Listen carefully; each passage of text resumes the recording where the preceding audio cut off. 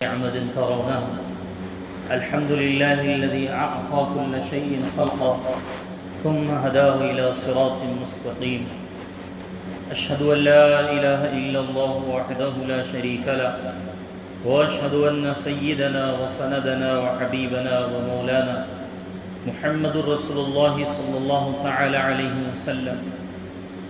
قال الله تبارك وتعالى عز اسمه في القرآن المجيد والفرقان الحميد: فأعوذ بالله من الشيطان الرجيم بسم الله الرحمن الرحيم وأنكحوا الأيام منكم.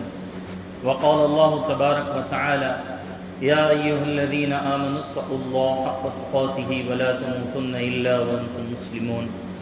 وقال النبي صلى الله تعالى عليه وسلم: يا معشر الشباب من استطاع منكم الباءة فليتزوج فإنه أغض للبصر وأحسن للفرج، ومن لم يستطع فعليه بالصوم فإنه له وجاء. صدق الله العظيم وبلغنا محمد النبي الأمي الكريم ونحن على ذلك لمن الشاهدين والشاكرين والحمد لله رب العالمين. میرے واجب الاحترام بزرگوں، عزیز ترین دینی اور اسلامی بھائیوں، اسلام کے اندر اللہ تبارک و تعالی نے مزاج عدل رکھا ہے۔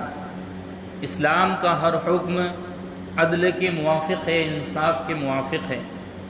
کسی بھی طرح کی ظلم و زیادتی اسلام نے نہیں رکھی ہے، نہ نفس کے اوپر رکھی ہے، نہ جسم کے اوپر رکھی ہے، نہ کسی فرد واحد کے اوپر رکھی ہے۔ جیسے کسی اور انسان کے اوپر ظلم کرنا ایک طرح کا ظلم اور گناہ ہے، اسی طرح اپنے نفس کی خواہشات کو بھی پورا نہیں کرنا یہ بھی گناہ بن جاتا ہے، خاص کر کے جب حلال خواہشوں کو حلال طریقے پر پورا نہ کیا جائے۔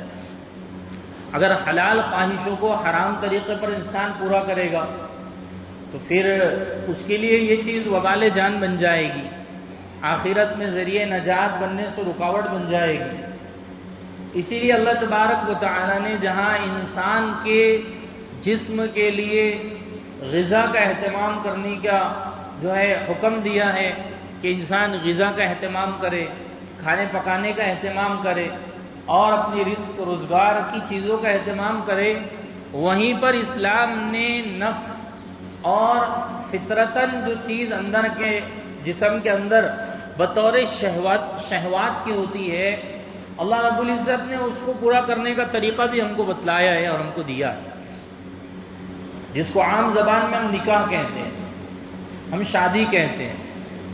تو اسلام نے یہ مزاج سکھایا ہے کہ دو مرد اور عورت کا یہ ملاپ یہ صرف نفسانی خواہشات پر نہ ہو، نفسیات کی ضروریات پر نہ ہو، بلکہ اس پر اللہ تبارک و تعالی ثواب دیں گے، یہ یقین بھی دل میں آ جائے، اس پر اللہ رب العزت ثواب عطا فرمائیں گے، نجات کا یہ ذریعہ بن سکتا ہے، یہ بھی دل میں آ جائے۔ ورنہ لوگ اپنی ضروریات تو جانوروں کی طرح پوری کرتے ہیں اور جانور بھی اپنی ضروریات پوری کرتے ہیں۔ جانور نر کے مادے کے ساتھ میں اپنی ضروریات پوری کر رہا ہے، ہر چرند پرند نر اپنے مادے کے ساتھ میں ضروریات پوری کر رہا ہے، تو پھر کیا آیا انسان بھی اسی طرح اپنی ضروریات پوری کرے گا، اپنی خواہشات اسی طرح پوری کرے گا، اپنی نفسیات کو اسی طرح پوری کرے گا، اپنی جو شہوت ہے کیا اسی طرح پوری کرے گا؟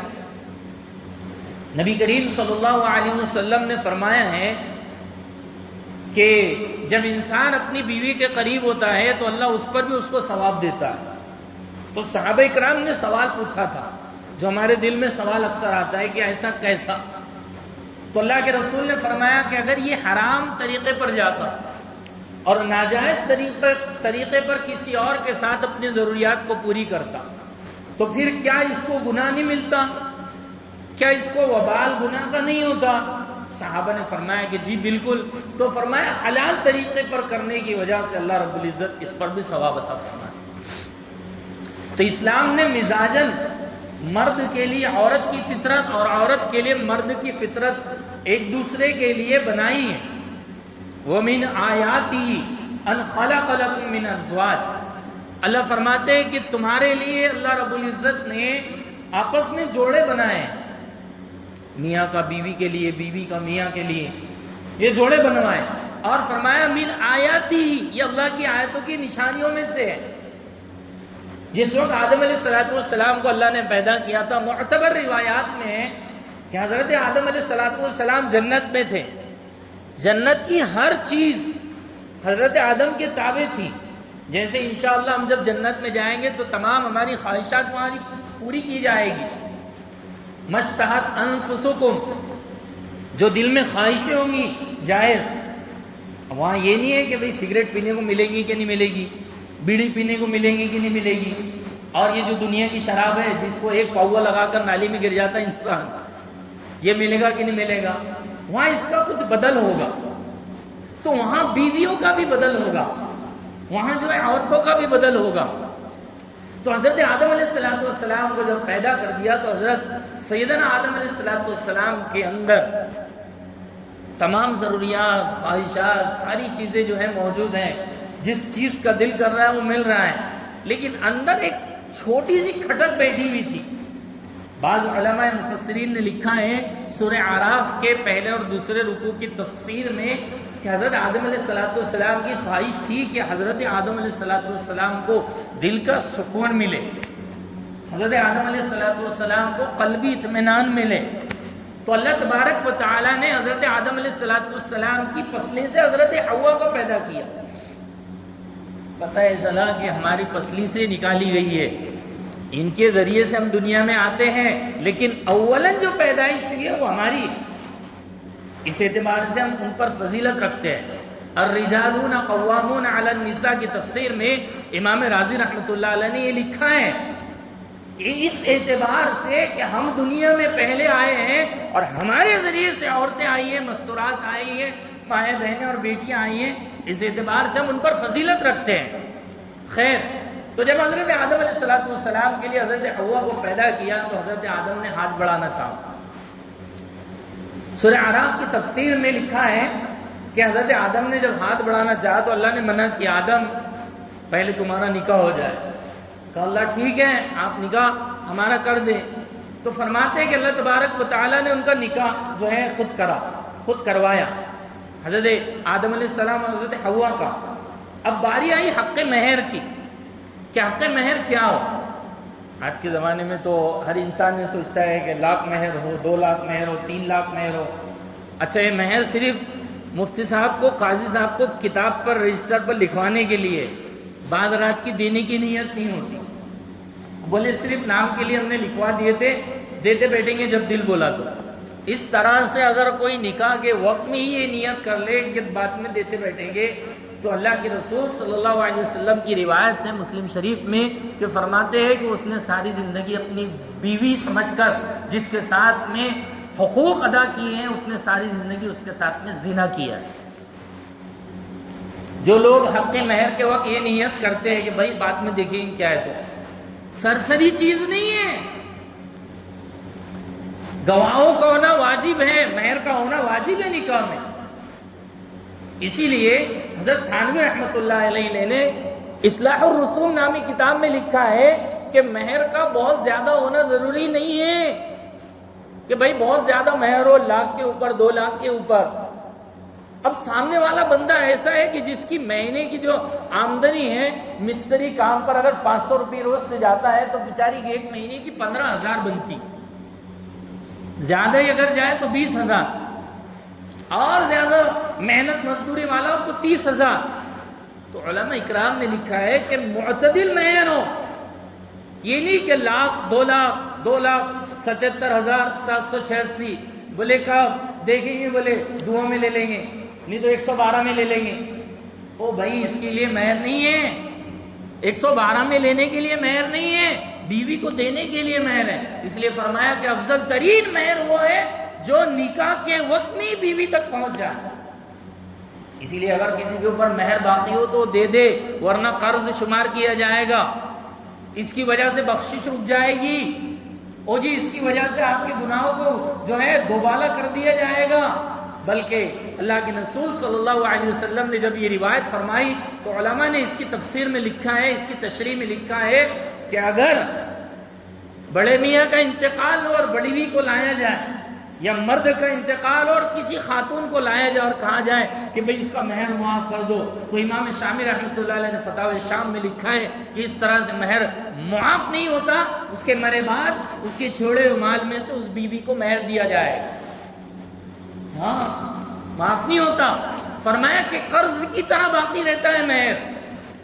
خیر یہ مہر کی لمبی تفصیل ہے۔ تو حضرت آدم علیہ السلام سے کہا گیا کہ آپ مہر ادا کریں۔ حضرت آدم نے کہا کہ مہر کیا ہونا چاہیے؟ تو بعض معتبر روایات میں یہ ہے کہ حضرت آدم سے کہا گیا کہ آپ جب دنیا میں جائیں گے تو 10 بھیڑ اور 10 بکریاں وغیرہ ان کو دے دیجیے، لیکن ابھی حق مہر کیا ہو؟ تو فرمایا کہ تاجدار مدینہ فخر الانبیاء والمرسلین محمد عربی صلی اللہ تعالی علیہ وسلم کے اوپر یہاں کھڑے ہو کر ایک مرتبہ درود شریف پڑھ دو، یہ آپ کا مہر ہو جائے گا اور اس کی وجہ سے آپ کے لیے حضرت حوا حلال ہو جائے گا۔ ایک مرتبہ درود شریف کا پڑھنا۔ حضرت آدم علیہ السلام سب سے جو ہیں سب نبیوں کے ابا، ابو الانبیاء، ابو الدنیا، پوری دنیا میں جتنے انسان ہیں سب کے باپ، سب کے والد، وہ جی ان کا حق مہر کیا ہے کہ بھئی یہاں کھڑے ہو کر درود شریف پڑھ دو، یہ ان کا مہر ہو جائے گا۔ تو اس طرح سے حضرت آدم علیہ السلام نے حضرت حوا کا مہر ادا کیا۔ اب باری آتے آئی نبی کریم صلی اللہ علیہ وسلم کے زمانے کی، تو حضور صلی اللہ علیہ وسلم کے زمانے میں بھی نکاح ہوئے، حضور صلی اللہ علیہ وسلم کے زمانے میں بھی شادیاں ہوئی، لیکن وہ شادیاں آج کی شادیوں کی طرح نہیں تھیں۔ آج کی شادیاں کیسے کہ بھئی جب تک نیوتا نہیں بانٹے، انویٹیشن کارڈ نہیں چھپیں گے، تب تک نکاح کا تصور ہی نہیں سمجھا جاتا۔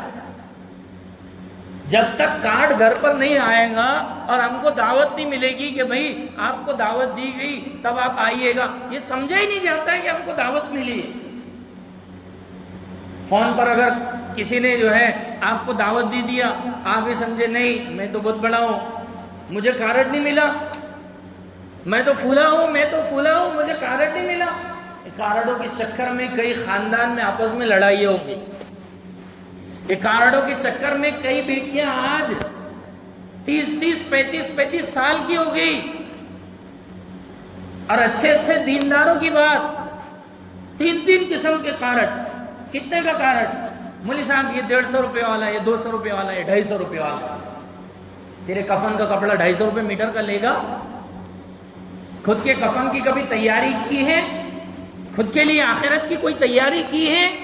اور شادی کا کارڈ بولے 250 روپے کا، اور ہال رگھوونشی 1 لاکھ والا، اس سے کم میں جمتا نہیں بولے۔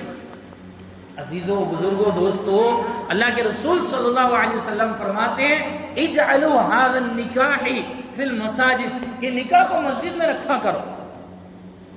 اسی لیے اللہ والوں نے لکھا ہے کہ نکاح کے وقت 2 کام کیا کرو اگر تم چاہتے ہو کہ تمہاری زندگی میں سکون ہو، آرام ہو، چین ہو۔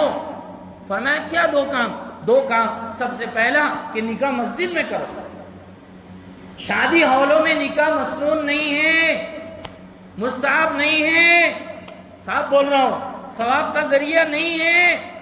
یہ تو ہماری مجبوری ہے کہ بحیثیت امام ان کو جانا پڑتا ہے، ورنہ نکاح کی مسنون جگہ جو ہے وہ شادی ہال نہیں ہے جو کئی دن بند پڑا رہا، جہاں پر جو ہے اثرات ہے، جنات ہے، خبیث ترین شیاطین ہے، وہاں ہم کھڑے رہ کے کہتے ہیں الحمدللہ۔ ہو سکتا ہے شیطان بھاگ بھی جائے، یا ہو سکتا ہے شیطان ان کے ساتھ پلے پڑ بھی جائے، کیونکہ جنہوں نے آئی شیڈ، آئی لائنر، مسکارا اور فیس پاؤڈر لگا ہوا ہے، دوسرے دن ان کے بارے میں آتا ہے مولوی صاحب 1 بوتل بھر کے پانی دے دو۔ کل چھوکری کھلے بال کے ساتھ میں گھوم رہی تھی، ہال کے جنات نے اس کو پکڑ لیا، ہال کے شیطان نے اس کو پکڑ لیا۔ اتنی کئی واردات ہے ایسی۔ مولوی صاحب بوتل بھر کے پانی دے دو، 1 دھاگا دے دو، 1 تعویذ دے دو۔ کیوں؟ کیونکہ کل کھلے بال کے ساتھ میں گھوم رہی تھی، بولے پکڑ لیا۔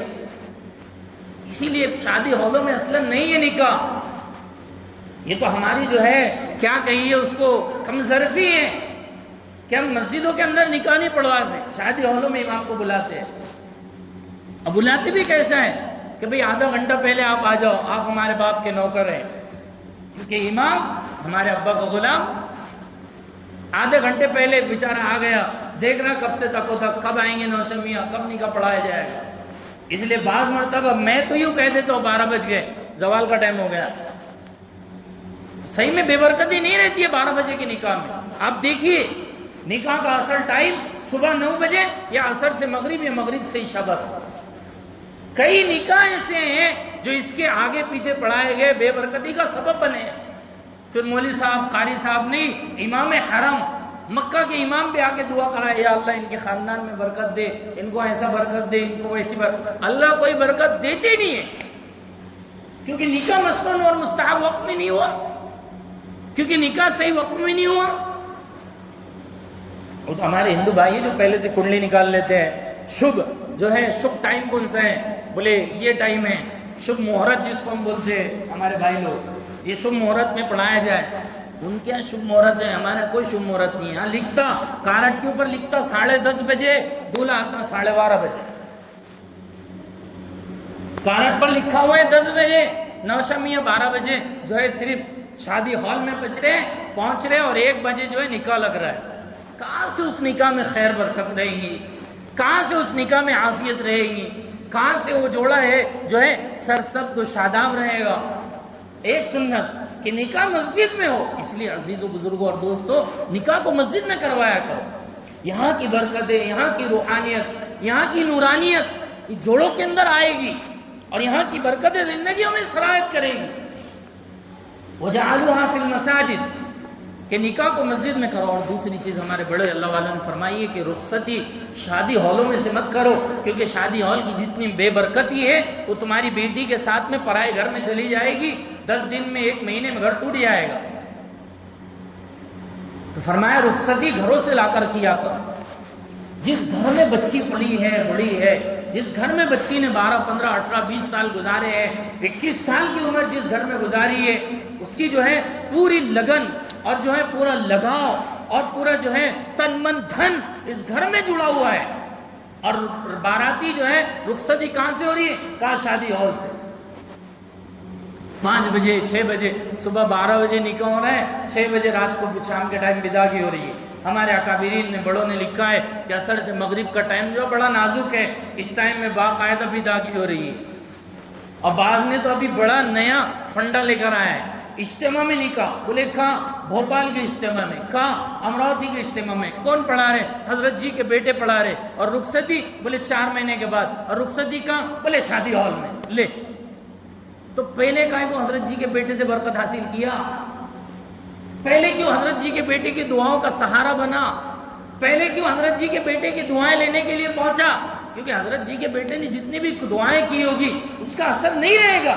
ہم مانتے ہیں، ہمارا عقیدہ ہے، ہمارے بڑوں کی دعائیں ہمارے لیے جو ہیں ہمارے لیے مشعل راہ ہیں، ہمارے دن رات بدلنے کا ذریعہ ہے. لیکن جب اس میں غیر شرعی چیز داخل ہو جائے گی، غیر شرعی چیز آ جائے گی، تو پھر اس میں کہاں سے برکت رہے گی؟ ابھی ہمارے چاندور بازار میں ایک محلے میں نام نہیں لیتا، ایک ہوا ایسا دیندار سمجھے جانے والے، دیندار مانے جانے والے جو ہے، پہلے لڑکی والوں پر جو ہے نکاح کا خرچہ ڈالا گیا. نکاح کے وقت میں خوب لوگ آئے، کھائے پیے، ہاتھ پوچھے چلے گئے. بعد میں بداغی کے وقت میں آئے، خرچہ ڈالا گیا، باپ پر قرضہ ہو گیا، باپ پر قرضہ ہو گیا. اور اچھا وہ باپ ساری زندگی کی کمائی جوڑ کر رکھتا ہے، ساری زندگی کی کمائی روک کر رکھتا ہے. جو باپ اپنے لیے جو ہے شادی کے دن نئی چپل نہیں پہنتا یار، جو باپ شادی کے دن نیا جیکٹ نہیں پہنتا، اللہ ماشاءاللہ باپ پہن بھی لیتے ہیں، جو باپ شادی کے دن اپنے لیے بہترین کپڑے کا انتخاب نہیں کرتا، وہ شادی میں ایسے ایسے کھانوں کا انتظام کرتا ہے، اس کا دل دکھ جاتا ہے.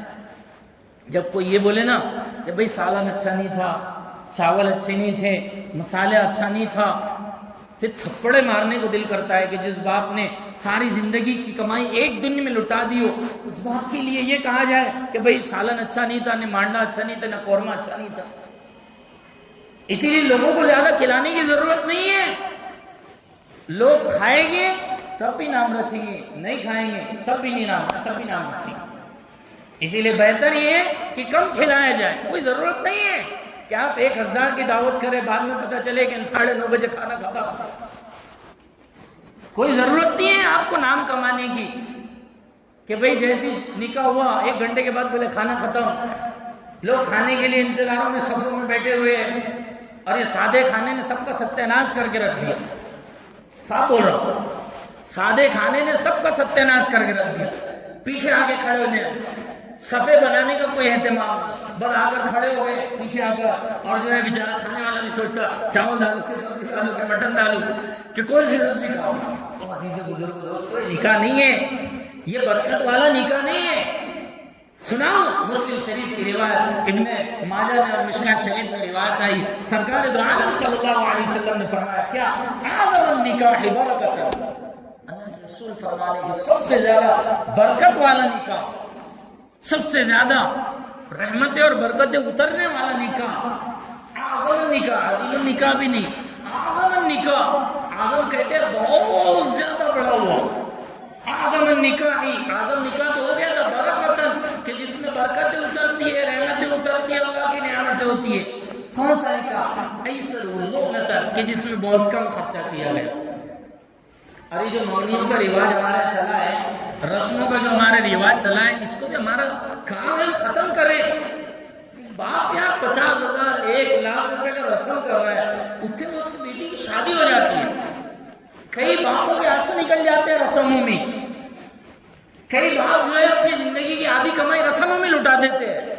یہ رسموں کا رواج نہیں ہے اسلام میں. آپ کہہ رہا ہوں کوئی دکھا کہیں ہے تو رسم کیا ہے، مونی کیا ہے کہ بھئی لڑکا اور لڑکی کا رشتہ پکا ہو گیا، اس کی خبر دینا ہے، اس کی صرف خبر دینا ہے کہ بھئی آپ کچھ دے دو، ایک ڈریس آپ دے دو، آپ کچھ ان کو دے دو، اور جو ہے رشتہ پکا کر کے ہو گیا رسم.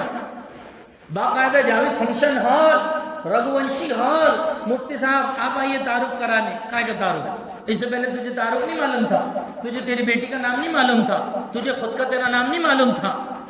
اس لیے معذرت کے ساتھ رسم مت کرو، اور ہم کو بھی مت بلاؤ، رسم میں کوئی ضرورت نہیں. ورنہ رسموں میں بلا رہے، آئیے آئیے آئیے، نوشا صاحب بعد میں. نکاح نہیں، رسم کی بات کر رہا ہوں. 8 بجے شادی ہال پر جا کے بیٹھ گئے، 8:30 بج گئے، نوشا میاں کے آنے کی کوئی پتہ ہی نہیں. بعد میں فون لگا رہے کہ مفتی صاحب آپ نے جو ہے کھانا کھانے کے لیے آ جانا، نوشا صاحب بعد میں آئیں گے تو ان کا تعارف کوئی بھی کرا دے گا. پہلے کیوں بلایا تھا؟ پہلے کیوں یہاں بلایا تھا؟ کہ ہمارے پاس ٹائم جو ہے ایکسٹرا ٹائم ہے، ٹائم پاس کے لیے کسی کی بھی بات.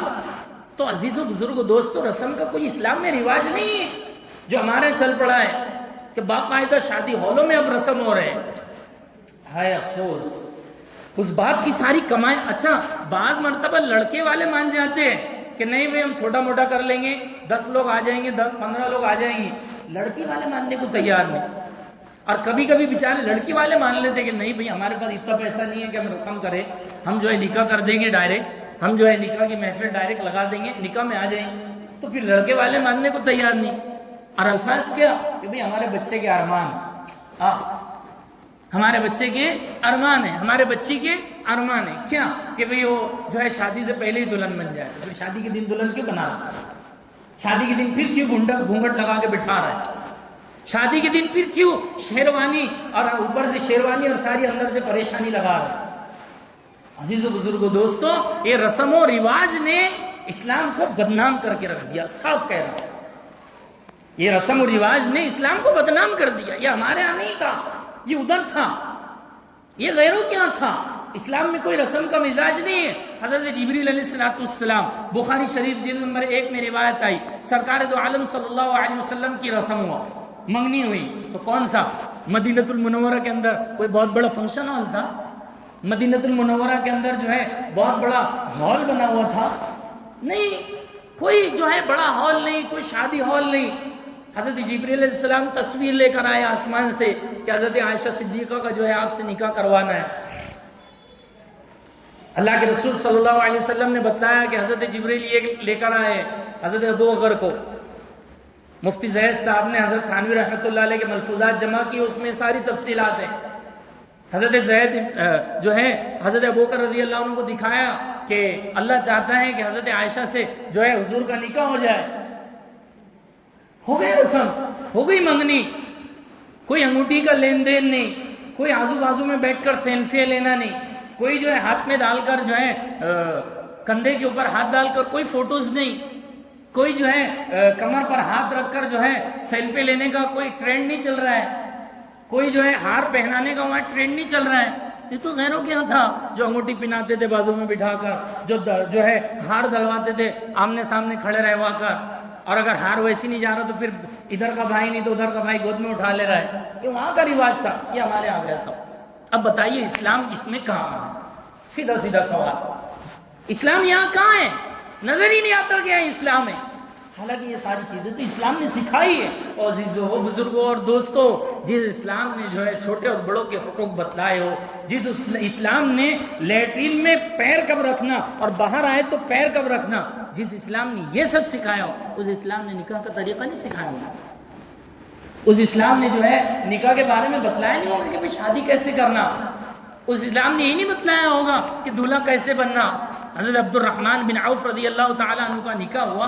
سرکار دو عالم صلی اللہ علیہ وسلم کے پاس دوسرے دن آئے. حضرت عبد الرحمن کے ڈریس کے اوپر, کپڑے کے اوپر تھوڑا سا کچھ سرد پیلا کلر کا لگا ہوا تھا. تو حضرت عبد الرحمن بن عوف سے پوچھا حضور نے کہ بھئی یہ کیا ہے؟ کہا میرا نکاح ہو گیا, میری شادی ہو گئی ہے, تو کچھ اس کا اثر داغ میرے اوپر لگ گیا ہے. کہا اچھا, بارک اللہ لک, تجھے اللہ برکت دے. ہمارے ایسا رہے گا تو جا, آج سے تیری بیوی اور تیرے درمیان میں جھگڑے رہے گی, جا آج سے تمہاری کبھی نہیں بنے گی. کیوں؟ کیونکہ میرے کو نہیں بلایا. بولے میں کون؟ تو بولے میں حضور صلی اللہ علیہ وسلم. حضور نے اس پر دعا دی؟ نہیں.